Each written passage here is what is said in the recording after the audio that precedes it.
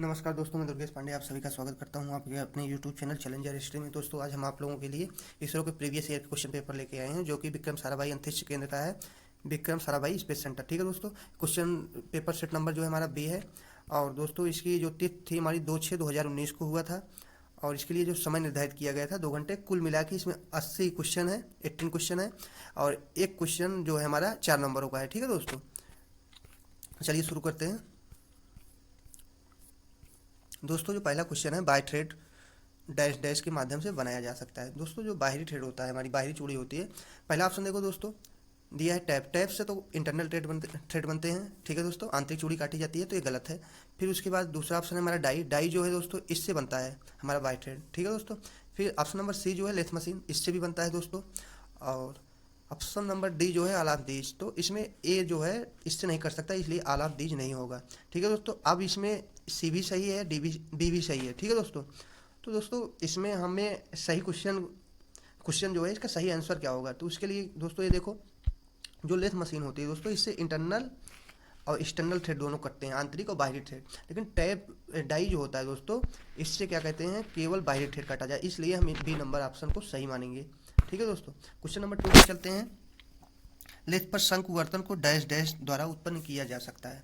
दोस्तों लेथ पर जो हम टेपर टर्निंग करते हैं, कौन से विधि से, कौन से मेथड से कर सकते हैं। पहला है फार्म टूल मेथड, सेकंड है दोस्तों हमारा कंपाउंड स्लाइड मेथड, और उसके बाद थर्ड नंबर है हमारा टेलीस्टैक ऑफसेट। तो दोस्तों इन सभी से हम टेपर टर्निंग कर सकते हैं, इसलिए ऑप्शन नंबर डी जो है ऑल ऑफ दीज ये सही होगा। ठीक है दोस्तों, क्वेश्चन नंबर 3 है, निम्नलिखित चित्र में दिए गए उपकरण को पहचानिए। दोस्तों जो हमारा ये उपकरण दिया गया है, फीलर गेज का है, जिससे हम थिकनेस मापते हैं। ठीक है, या 2 मैचिंग पार्टों के बीच का गैप निकालते हैं। ठीक है दोस्तों, क्वेश्चन नंबर 4 है हमारा, आंतरिक छिद्र प्रभेदन का मतलब। ठीक है दोस्तों, इसमें पहला ऑप्शन है पायलट द्वारा प्रभेदित छिद्र, सेकंड है एक बड़े प्रभेदन को मार्ग निर्देशित करने हेतु एक पदार्थ में प्रभेदित छोटा छिद्र। दोस्तों ऑप्शन नंबर बी जो है हमारा यही राइट होगा। ठीक है दोस्तों, क्वेश्चन नंबर 5 पे चलते हैं। प्रभेदन ड्रिफ्ट को डैश डैश के लिए उपयुक्त किया जा सकता है। दोस्तों जो हमारी ड्रिफ्ट होती है, इसका यूज क्या होता है। दोस्तों इसका जो यूज होता है, removing the drill of the machine spindle. जो ड्रिल होती है इसको मशीन स्पिंडल से बाहर निकालना। ठीक है दोस्तों, ऑप्शन नंबर डी जो है हमारा राइट आंसर होगा। क्वेश्चन नंबर 6 पे चलते हैं। दिया है दोस्तों 1 मिलीमीटर डैश डैश के समान है। दोस्तों 1 मिलीमीटर में सभी को पता है 1000 माइक्रोन होते हैं, तो ऑप्शन नंबर ए ही सही हो जाएगा। क्वेश्चन नंबर 7 में चलते हैं दोस्तों। सूक्ष्म मापी में टाला ढिबरी लाख नट जो होता है हमारा, सूक्ष्म मापी जो यंत्र होते हैं, माइक्रोमीटर हो, वर्नियर कैलिपर हो, डैश डैश के लिए दिया गया है। जो लाख नट होता है, इसमें देखो दोस्तों, lock nut in the micrometer is provided. जो माइक्रोमीटर में लाख नट होता है, ये किस लिए प्रोवाइड किया जाता है। ठीक है दोस्तों, तो इसमें देखो पहला ऑप्शन है control the movement of the spindle, तर्क की गति को नियंत्रित करने के लिए। इसके लिए हम क्या यूज करते हैं, रेचेट का यूज होता है। ठीक है दोस्तों, ऑप्शन नंबर बी देखो, वर्क पीस के ऊपर सेट करने के बाद पाठ्यांक को अभिबंध करने के लिए। इंग्लिश में देखो, log the reading after setting it over the work piece. तो दोस्तों यही ऑप्शन नंबर बी जो है हमारा राइट आंसर होगा। ठीक है दोस्तों, क्वेश्चन नंबर 8 पे चलते हैं। टेपर वाले गेज डैश डैश मापने के लिए प्रयोग किया जाता है। दोस्तों जो बाहरी टेपर होता है, उसको मापने के लिए हम टेपर रिंग गेज का यूज करते हैं, तो ऑप्शन नंबर जो है हमारा ए ही सही हो जाएगा। ठीक है दोस्तों, तो हम सारे ऑप्शन नहीं पढ़ रहे हैं क्योंकि काफ़ी क्वेश्चन है, बहुत लंबा वीडियो हो जाएगा। ठीक है, सही आंसर बताते चल रहे हैं। क्वेश्चन नंबर 9 पे चलते हैं। निम्नलिखित उपकरण को पहचानिए। दोस्तों जो ये हमारा ये उपकरण है, इसको पहचानिए। ये क्या है दोस्तों, ड्रिफ्ट माइक्रोमीटर, वर्नियर कैलिपर हो नहीं सकता। ठीक है, आउटसाइड माइक्रोमीटर भी नहीं है, और डाल टेस्ट इंडिकेटर भी नहीं है। ठीक है दोस्तों, क्वेश्चन नंबर 10 में चलते हैं। बाम हस्त चूड़ी का मतलब। दोस्तों जो लेफ्ट हैंड थ्रेड हमारी होती है, इसकी में देखते हैं ऑप्शन नंबर बी, बोल्ट को बाएं ओर घुमाने पर चूड़ी आगे बढ़ती है। ठीक है, ऑप्शन नंबर बी जो हमारा राइट आंसर होगा। ठीक है, और राइट हैंड होता है तो बोल्ट को दक्षिण ओर घुमाने पर आगे अगर चूड़ी बढ़े तो राइट हैंड थ्रेड होगा। ठीक है दोस्तों, क्वेश्चन नंबर 11 पर चलते हैं। 3 बहु आरंभी चूड़ी वाले M8 गुणे 1 बोल्ट की लीड क्या होगी। ठीक है दोस्तों, जो हमारी लीड होती है दोस्तों, ये होती है pitch into number of start thread, मतलब थ्रेड की जो स्टार्ट, कितने नंबर का थ्रेड की स्टार्ट है। जैसे क्या है दोस्तों, इसमें क्या बोला, 3 मल्टीपल स्टार्ट, तो पिच इसकी कितनी है, 1 है, इसकी स्टार्ट कितने थ्रेड है, 3 है, तो इसका आंसर क्या आ जाएगा, 3 आ जाएगा। ठीक है दोस्तों, तो इसकी लीड जो होगी हमारी 3 millimetre, option number C is right.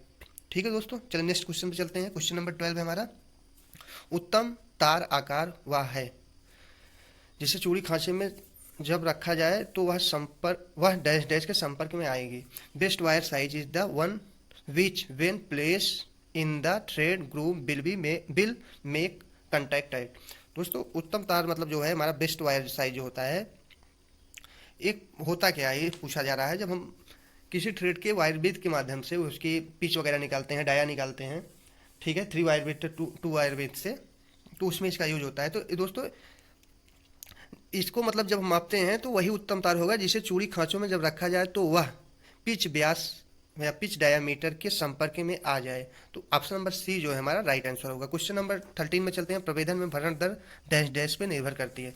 दोस्तों जो प्रवेधन है ड्रिल मशीन होती है, इसकी फीड रेट जो है किस पर निर्भर करती है दोस्तों, ये रिक्वायर फिनिश पे भी निर्भर करती है, फिनिश रिक्वायर पे, type of drill material, drill की जो मटेरियल है इस पर भी, एचएसएस की है या कार्बाइड की है, जिस मतलब मटेरियल की ड्रिल होगी उस पर भी, उसके बाद जिस मटेरियल में ड्रिल करना है, मटेरियल टू बी ड्रिल, जिस मटेरियल में ड्रिल करना है उस पर भी क्या कहते हैं दोस्तों निर्भर करती है। इसलिए ऑप्शन नंबर डी जो है ऑल ऑफ द एबव, ये ऑप्शन नंबर डी हमारा राइट होगा। क्वेश्चन नंबर 14 में चलते हैं दोस्तों। अगर डैश डैश प्रवेधन अतितापित हो सकता है, इसका कहने का मतलब है ड्रिल में भी ओवर हीटेड, जो ड्रिल हमारी होती है ओवर मतलब ज़्यादा गर्म होने का कारण क्या है। नंबर 1 दोस्तों है कूलिंग इज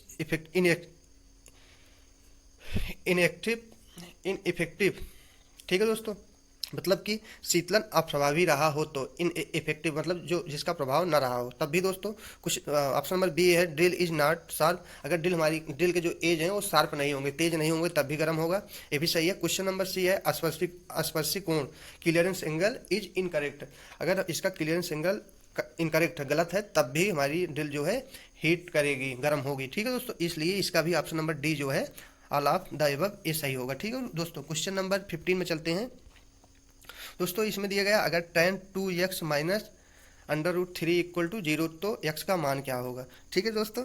तो दोस्तों इसमें हम सॉल्व करना क्या है तो बहुत इजी है, इसलिए tan का जो मान रखा जाएगा दोस्तों tan 2 इंटू अंडर क्या कहते हैं अंडर, फिर से देखो दोस्तों क्वेश्चन क्या है, tan 2x minus √3 equal to 0, इसका मान 0 कब आएगा, जब हम tan की जगह पे tan 2x जहाँ है x की जगह पे अगर 30 डिग्री रख देंगे तो हमारा इसका मान 0 आ जाएगा। आप सॉल्व करके देख लेना। क्वेश्चन नंबर नेक्स्ट क्या है 16 पे चलते हैं। नर्लन प्रचालन के संबंध में निम्नलिखित में से कौन सा कथन सही नहीं है दोस्तों। इसमें पूछ रहा है which of the following statement is not true about knurling operation, knurling operation के लिए कौन सा ऑप्शन सही नहीं है, गलत है। मतलब इसमें पहला ऑप्शन है नर्लन प्रचालन वेग उच्च वेग में किया जाता है दोस्तों, पहला ही ऑप्शन गलत है।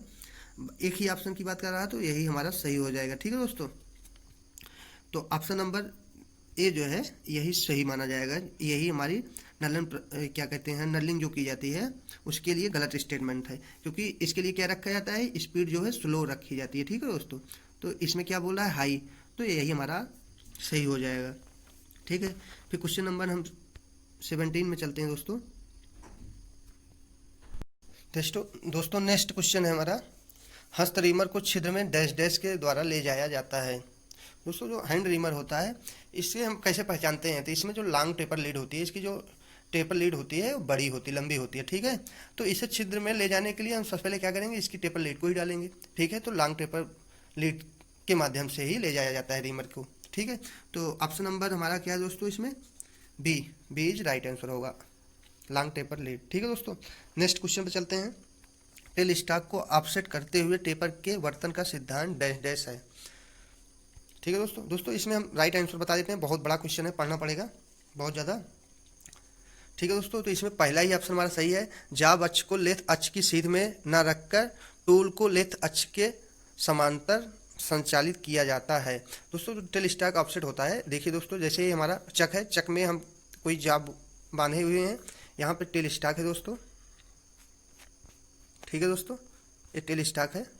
तो दोस्तों जो ए है इसी टेल स्टॉक को हम ऑफसेट करते हैं, तो इसमें क्या होगा, जो हमारी जॉब है लेथ अक्ष के समांतर नहीं होगी, कहीं ना कहीं थोड़ी सी तिरछी कर देंगे जॉब को, ठीक है। लेकिन टूल जो हमारा लेथ अक्ष के समांतर ही चलाना है, ठीक है दोस्तों।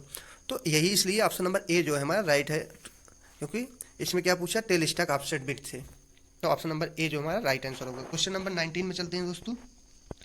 इंजीनियरिंग आरेखन में आधार डैश डैश काम आता है। Datum in engineering drawing serve as.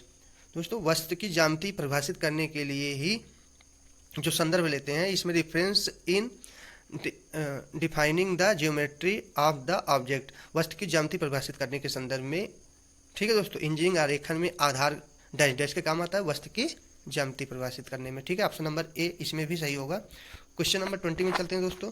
जब केंद्र लेथ का टूल घूर्णन अक्ष के लंब गति पर चलता है तो डैश डैश।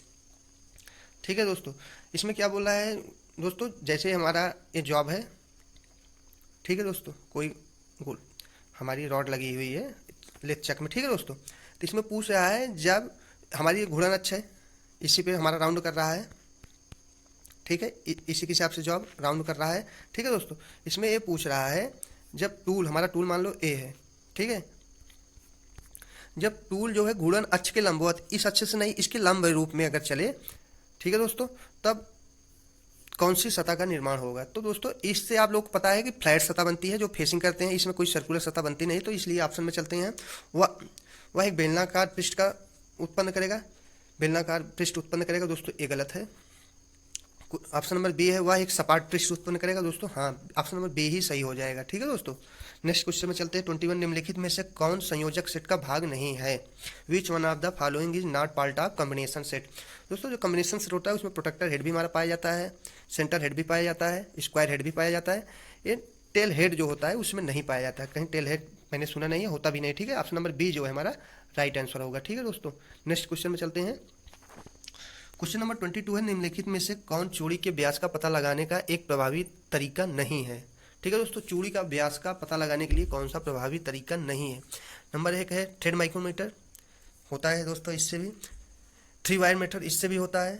उसके बाद है 2 वायर मेथड, इससे भी होता है। दोस्तों बी बुलाक एक प्रभावी तरीका नहीं है। ठीक है दोस्तों, क्या कहते हैं चूड़ी के व्यास का पता लगाने के लिए ऑप्शन नंबर डी जो है हमारा राइट आंसर हो जाएगा। क्वेश्चन नंबर 23 पे चलते हैं। असंजन अबंधन संधि है, अहेसिव बॉन्डिंग ज्वाइन इज ए। ठीक है दोस्तों, तो दोस्तों यह जो है इसका ऑप्शन नंबर परमानेंट ज्वाइंट पहले है, ऑप्शन नंबर बी है रिमूवल ज्वाइंट है, टेम्पोररी ज्वाइंट है। All type joint can be achieved through adhesive binding. असंजन आबंधन के माध्यम से सभी प्रकार की संधि प्राप्त किए जा सकते हैं। तो दोस्तों इसमें जो राइट आंसर होगा हमारा ऑप्शन नंबर ए होगा, परमानेंट ज्वाइंट है। ठीक है दोस्तों, नेक्स्ट क्वेश्चन पे चलते हैं दोस्तों। क्वेश्चन नंबर 24 है, मापन प्रणाली में यादृच्छिक त्रुटियां डैश डैश के कारण हैं। Random error is in a measurement system are due. दोस्तों जो इसमें रैंडम एरर आते हैं मापन प्रणाली में, ठीक है, वो आते हैं एक प्रकार से अप्रत्याशित प्रभाव डालते हैं। ठीक है, प्रेडिक्टेबल इफेक्ट जो होते हैं हम जिसको प्रेडिक्ट नहीं कर पाते हैं। ठीक है दोस्तों, ऑप्शन नंबर डी जो है हमारा राइट आंसर होगा। क्वेश्चन नंबर 25 पे चलते हैं। प्रघात प्रतिरोधक इस्पातों में डैश डैश होना चाहिए। दोस्तों जो प्रघात हमारी जो होती हैं, प्रघात को जो सह सके, जो चोट मारने पे या जो झटके वगैरह सह सकें, ठीक है, स्टॉक रेजिस्टेंस स्टील शुड भी, उसके अंदर टफनेस होना बहुत जरूरी है। तो इसलिए ऑप्शन नंबर बी हमारा उच्च चर्मलता, हाई टफनेस। ठीक है दोस्तों, यही सही हो जाएगा। नेक्स्ट क्वेश्चन में चलते हैं। क्वेश्चन नंबर 26 है, सोल्डर में अभिभाव प्रयुक्त करने का उद्देश्य डैश डैश है। ठीक है दोस्तों, तो सोल्डर धातु की तरलता बढ़ाना, इससे कोई मतलब नहीं है। खराब संधि में दरों को भरना, आज शेष सोल्डर को धो डालना। तो दोस्तों इसका जो काम होता है, एक बार देखो, फ्लक्स का जो काम होता है, ठीक है, using flux in soldering is to, तो इसका काम होता है प्रिवेंट ऑक्साइड्स फार्मिंग। इसका ऑप्शन नंबर डी जो है ऑक्साइड अपरूपण को रोकने के लिए। ठीक है दोस्तों, ऑप्शन नंबर डी जो है हमारा राइट आंसर होगा। नेक्स्ट क्वेश्चन चलते हैं दोस्तों। क्वेश्चन नंबर है 27, बोल रहा है कीवे कर्तन के लिए प्रयुक्त छेनी। ठीक है दोस्तों, the chisel use for cutting keyways. दोस्तों कीवे वगैरह काटने के लिए हम कौन सी चीजल का यूज करते हैं, क्रॉसकट चीजल या कैप चीजल। इसी का दूसरा नाम हमारा कैप चीजल का दूसरा नाम क्या है, crosscut chisel. Option number C जो हमारा राइट आंसर हो जाएगा। क्वेश्चन नंबर 28 में चलते हैं। बिंदु अभिदिशा स्पॉट फेसिंग डैश डैश का प्रचालन है। दोस्तों जो स्पॉट फेसिंग होती है, जो हमारा कोई पार्ट है, असेंबल करने वाले पार्ट हैं जहाँ पे बोल्ट लगाना होता है। ठीक है दोस्तों, मान लो कोई एक मिनट दोस्तों, जैसे कोई पार्ट है, यहाँ पे एक बोल्ट लगाना है, छिद्र है, ठीक है, इसके पास में जहाँ पे बोल्ट को बैठाना है या वाशर लगाना है, उसकी सतह को सपाट करना ही स्पॉट फेसिंग कहलाती है। ठीक है दोस्तों, ऑप्शन में चलते हैं। छिद्र को बड़ा करना, छिद्र की भित्ति पटल पर मशीनन, सरफेस होल, छिद्र के चारों ओर भित्ति पटल का सपाट मशीनन। तो दोस्तों ऑप्शन नंबर सी जो है हमारा राइट आंसर हो जाएगा। ठीक है, छिद्र के चारों ओर भित्ति पटल पर सपाट मशीनन, flat machining the face surface around the hole. ठीक है, क्वेश्चन नंबर 29 पे चलते हैं। प्लग गेज की गो पार्ट्स का व्यास डैश डैश के समान है। दोस्तों जो हमारा प्लग गेज होता है, इसकी जो गेज सिरा होता है वो किसके समान है। ठीक है दोस्तों जो प्लग गेज की गो सिरा होता है, गो सिरा जो होता है, ठीक है, वो होता है कार के न्यूनतम साइज के बराबर। जो हमारा वर्क होगा उसके न्यूनतम साइज मतलब मिनिमम साइज के बराबर होगा। ठीक है दोस्तों, मिनिमम साइज के। और जो नो गो होगा दोस्तों, नो गो सिरा जो होता है वो होता है कार के अधिकतम आकार के। ऑप्शन नंबर डी हमारा सही होता है। अगर इसमें गो की बात कर रहा है, नो गो के लिए ए है दोस्तों, नो गो, और गो के लिए है ए, तो इसमें ऑप्शन नंबर सी जो है हमारा राइट आंसर हो जाएगा। क्या दोस्तों, कार का न्यूनतम आकार, गो सिरा का पार्ट्स का व्यास जो किसके समान होता है, न्यूनतम आकार के बराबर। ठीक है दोस्तों, क्वेश्चन नंबर 30 है। डिबरी नट के नीचे स्प्रिंग वाशरों को डैश डैश के लिए प्रयुक्त किया जाता है। दोस्तों जो हमारा नट होता है, जब इसे टाइट करते हैं, इसके नीचे एक वाशर, स्प्रिंग वाशर क्यों लगाते हैं, तो इसका कारण होता है दोस्तों जो झटके वगैरह पड़ते हैं, जिससे नट बोल्ट जो होते हैं ढीले हो जाते हैं, उसके लिए हम क्या करते हैं दोस्तों, वहाँ पे हम स्प्रिंग वाशर लगा देते हैं। इसलिए यहाँ पे क्या हो जाएगा, ऑप्शन नंबर ए, कंपन के कारण ढिबरियों को ढीले होने से रोकने के लिए, to prevent slacking of nut due to vibration. ठीक है दोस्तों, ऑप्शन नंबर ए जो है हमारा राइट आंसर हो जाएगा। क्वेश्चन नंबर हमारा 31 है। सार्वत्रिक पृष्ठीय गेज के निम्नलिखित भागों में से कौन सा एक भाग आधार कोर की बगल में समांतर रेखा आरेखित करने में सहायता प्रदान करता है। ठीक है दोस्तों, तो इसका दोस्तों इसमें ऑप्शन देख लेते हैं। फाइन एडजस्टिंग स्क्रू का, गाइड पिन का, guide pin, B groove, rocker arm. दोस्तों जो समांतर, वो क्या कहते हैं दोस्तों, समांतर रेखा के लिए जो हम मतलब साइड से खींचने के लिए काम करते हैं, तो क्या करते हैं, जो हमारा यूनिवर्सल सरफेस गेज होता है दोस्तों, ठीक है, उसके जो बेस होता है, बेस बॉटम जो होता है, ठीक है दोस्तों, यहाँ पे 2 गाइड पिन होती हैं, इनको नीचे दबा देते हैं, नीचे चली जाती हैं। उसके बाद हम इसी के रेफरेंस से क्या करते हैं दोस्तों, इसी के रेफरेंस से हम सीधी लाइनें खींच लेते हैं, समांतर लाइनें। ठीक है दोस्तों, तो ऑप्शन नंबर बी जो है हमारा राइट आंसर होगा। क्वेश्चन नंबर नेक्स्ट हमारा क्या है, 32। ठीक है दोस्तों, इस्पात में कार्बन अंश में वृद्धि के परिणामस्वरूप डैश डैश होता है। दोस्तों जो इस्पात होता है, इसमें कार्बन का काम होता है दोस्तों, जो कार्बन अंश बढ़ता है, इससे क्या होता है, क्या इंक्रीज होता है दोस्तों, कठोरता में वृद्धि होती है। ठीक है, एक चीज़ और होती है क्या दोस्तों, ब्रिटननेस भी बढ़ती है, मतलब भंगुरता भी बढ़ती है। ठीक है दोस्तों, अगर ये ऑप्शन ना होता, भंगुरता होती, तो वो भी सही होता। ठीक है दोस्तों, नेक्स्ट क्वेश्चन में चलते हैं। दोस्तों ये न्यूमेरिकल है, इसका जो राइट आंसर बता दे रहा हूँ आपको, इसका राइट आंसर होगा दोस्तों 3। ठीक है, 33 का डी। ठीक है, फिर नेक्स्ट क्वेश्चन पर चलते हैं। लेथ पर निम्नलिखित में से कौन सा प्रचालन किया जा सकता है। दोस्तों लेथ पर जो है, इसमें से देखो, कटाई है, ड्राइंग है, स्विंग है और पाइनिंग है।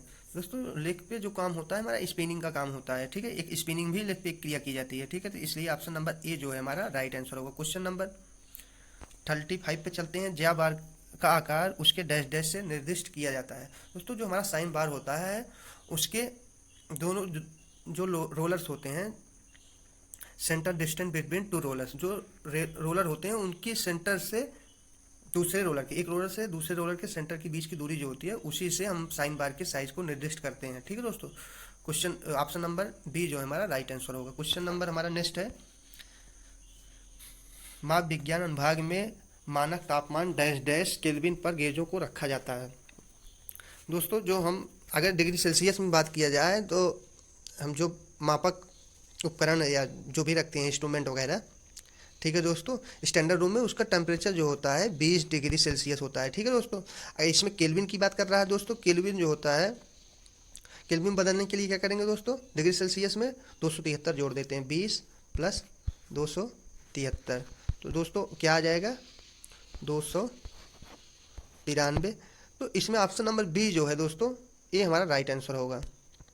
Option number B is correct. ठीक है दोस्तों, अब नेक्स्ट क्वेश्चन पे चलते हैं। निम्नलिखित शब्दों में से किस शब्द का बिल्डिंग में कोई संबंध नहीं है। दोस्तों इसमें पूछा है बिल्डिंग से किस शब्द का कोई संबंध नहीं है। ठीक है दोस्तों, फ्यूजन बिल्डिंग से संबंध है इसका। एक होता है बीट, इसका भी होता है बीट का। पेनिट्रेशन, पेनिट्रेशन मतलब होता है वेधन, इसका भी बिल्डिंग से संबंध है दोस्तों। बाइंडिंग का कोई संबंध नहीं है बिल्डिंग से। तो ऑप्शन नंबर बी जो है हमारा राइट आंसर होगा इसका। क्वेश्चन नंबर 38 है सर्पल गेज। सर्पल गेज मतलब स्लिप गेज को बोला जाता है। ठीक है दोस्तों, हिंदी में थोड़ा बहुत ज़्यादा यूनिक हो जाता है। सर्पल गेजों को डैश डैश द्वारा समुच्चित किया जाता है, मतलब जो हमारी स्लिप गेजें होती हैं इसको किस माध्यम से जोड़ा जाता है एक दूसरे के ऊपर। तो दोस्तों जो एक प्रक्रिया होती है रिंगिंग प्रक्रिया होती है। ठीक है दोस्तों, तो इसका ऑप्शन नंबर ए जो है यही सही हो जाएगा। ठीक है, क्वेश्चन नंबर 39 है दोस्तों। इसमें फिट से पूछा गया क्वेश्चन। इसमें दिया है H7G6 फिट कौन सी है। दोस्तों इसको अच्छे से आपको समझा देता हूँ। जो इसमें देखो दोस्तों, जो होल होता है, होल जब होल बेसिक कोई सिस्टम होगा तो उसमें होल के साइज को हम बड़ा रखते हैं, या होल की साइज बड़ा नहीं रखते हैं, होल की साइज को फिक्स करके शाफ्ट की साइज को छोटा बड़ा करेंगे। और दोस्तों होल के लिए जो हमारे अल्फ़ाबेट नंबर दिए जाते हैं वो कैपिटल लेटर में दिए जाएंगे, जैसे ए है, बी है, जो भी होंगे। जैसे इसमें एच है तो एक कैपिटल लेटर में एच होगा, अगर शाफ्ट की बात होती तो स्मॉल लेटर में होता है। ठीक है दोस्तों, इतना समझ लो। बाकी एक दिन इसके लिए एक वीडियो बनाएंगे। और दोस्तों दूसरी बात इसमें पूछा गया है कौन सा फिट है। दोस्तों इसमें H7 दिखाया गया है। ठीक है, मतलब होल की साइज़ को 7 दिखाया गया है। होल की अधिकतम साइज लिया जाता है इसमें। और क्या कहते हैं, फिर इसमें शाफ्ट की साइज कितना किया गया है G6। ठीक है दोस्तों, तो अगर इसका हम फिगर बनाएंगे तो ये जीरो लाइन होगी दोस्तों, ये जीरो लाइन होगी, इसके ऊपर होल और यहाँ पे सॉफ्ट होगी। दोस्तों इसके लिए हम क्या करते हैं, इसमें कौन सी फिट पूछ रहा है, ये 7 दिया गया है इसकी साइज, इसकी अधिकतम साइज दी हुई है। ठीक है दोस्तों, और सॉफ्ट की साइज क्या है 6 है। तो इसमें दो है जो है दोस्तों क्लियरेंस फिट होगी। इससे हम अच्छे से, और कोई क्वेश्चन आएगा इससे संबंधित तो अच्छे से बता पाएंगे आपको। ठीक है, और इसके ऑप्शन नंबर ए जो है राइट है, ये जान लो। ठीक है, नेक्स्ट क्वेश्चन में चलते हैं दोस्तों। क्वेश्चन नंबर 40 है हमारा। ट्रिपनन डैश डैश से डैश डैश के लिए उपयुक्त एक तरीका है। जो ट्रिपनिंग की जाती है दोस्तों, ये क्या है दोस्तों, ये छिद्र को बड़ा करने के लिए किया जाता है, या छिद्र को बनाने के लिए। ठीक है दोस्तों, तो ऑप्शन नंबर सी जो है राइट आंसर होगा। ट्रिपनिंग होती क्या है दोस्तों, ये सोचो। जो जैसे कोई सीट है, हमारी सीट है, इसमें क्या होता है दोस्तों, एक होता है हम होल करेंगे, यहाँ से बड़ा करते हुए चलेंगे, पूरा मटेरियल खत्म हो जाएगा। एक दूसरा तरीका होता है दोस्तों, कोई सीट है, इसमें से हम क्या करेंगे, एक वाशर निकालना है। ठीक है, तो इसके किनारे किनारे यहाँ से, ठीक है दोस्तों, यहाँ पे क्या करेंगे, हम यहाँ पे कटिंग करेंगे, ए भी फेस निकल आएगा, ए बी और ए वाशर बीच का निकल आएगा। तो ये जो प्रक्रिया होती है हमारी ट्रिपनिंग कहलाती है। ठीक है दोस्तों, तो इसलिए इसमें ऑप्शन नंबर सी जो है हमारा छिद्रों को बनाने की एक प्रक्रिया है। ठीक है, ट्रिपनिंग कहलाती है। ठीक दोस्तों, आज इतना ही। बाकी बचे जो क्वेश्चन है दोस्तों हम उसे नेक्स्ट वीडियो में बनाएंगे, क्योंकि वीडियो काफ़ी बड़ा होता जा रहा है। अब 40 क्वेश्चन और बचे हैं, ये पार्ट ए है, इसका पार्ट बी अब बनाएंगे, तो बाकी क्वेश्चन रख देंगे। ठीक है दोस्तों, थैंक यू फॉर वॉचिंग।